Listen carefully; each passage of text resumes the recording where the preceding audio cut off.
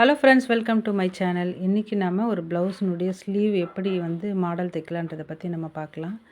இப்போ பாருங்கள், of hand நான் கட் பண்ணி எடுத்து வச்சுருக்கிறேன். இப்போ அதுக்கு இடையில் நான் கட் பண்ண பீஸினுடைய அளவே சாரீ பீஸில் நான் கட் பண்ணி வச்சுருக்கிறேன். இதுக்கு நம்ம லைனிங் கொடுத்து நம்ம இப்போ தைக்க போகிறோம். இந்த கலர்லேயே நான் லைனிங் எடுத்துருக்கிறேன்.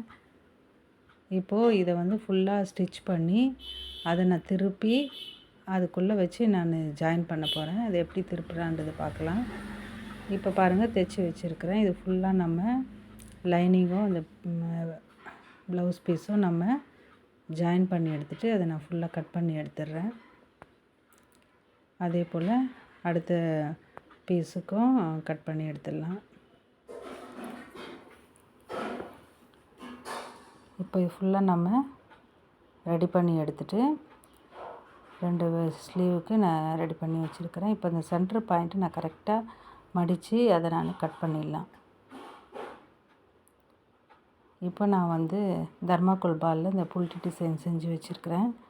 இதை இந்த ஆஃப் இதில் நான் வச்சு இதை ஒன்று ஒன்றா வச்சு ஒரு 1/4 இன்ச்சு கேப்பில் இதை ஸ்டிச் பண்ணிடலாம்.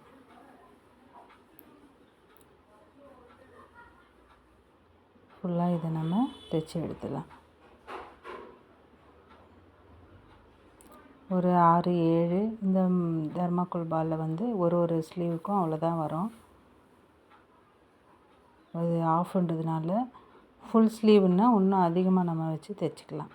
இப்போ அடுத்த ஆஃப் பீஸ் இருக்குது இல்லையா, அதை எடுத்து இது மேலே வச்சு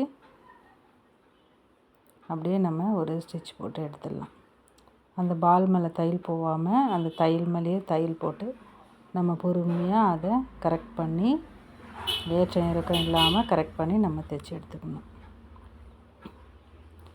இப்போ பாருங்கள், இந்த புல்ட்டி அழகாக வந்திருக்கு பாருங்கள் வெளியே.